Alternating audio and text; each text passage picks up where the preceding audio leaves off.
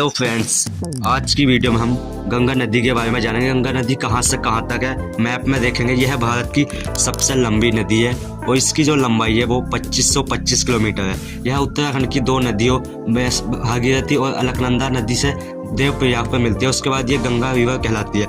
यह हरिद्वार और उसके बाद उत्तर प्रदेश में आती है। उत्तर प्रदेश के बाद ये बिहार में जाती है, फिर झारखंड में जाती है, उसके बाद वेस्ट बंगाल में। इन राज्यों से गुजरती है भारत के। उसके बाद जाती है, फिर ये बांग्लादेश में जाती है। बांग्लादेश में जाने से पहले ये फरक्का बांध पर दो नदियों में बट जाती है। एक तो है हुगली नदी और एक है पद्मा नदी।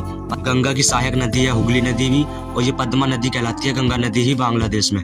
उसके बाद बांग्लादेश में यह सुंदरबन डेल्टा बनाती है। इसके बाएं साइड से जो इसकी सहायक नदी आती है गंगा नदी की, वो कुछ इस प्रकार से है। सबसे पहले आती है रामगंगा, फिर आती है गोमती, फिर आती है घाघरा, फिर आती है गंडक और कोसी। और जो इसके दाई साइड से आती है वो आती है जैसे कि चंबल नदी हो गई, सिंध हो गई, बेतवा हो गई, कैन होगी, कुछ ये नदी आती है। और एक पांचवी है सोन नदी। खैर दामोदर नदी जो हुगली की सहायक नदी है। तो आज हमने गंगा नदी के बारे में जाना। वीडियो अच्छी लगी लाइक सब्सक्राइब।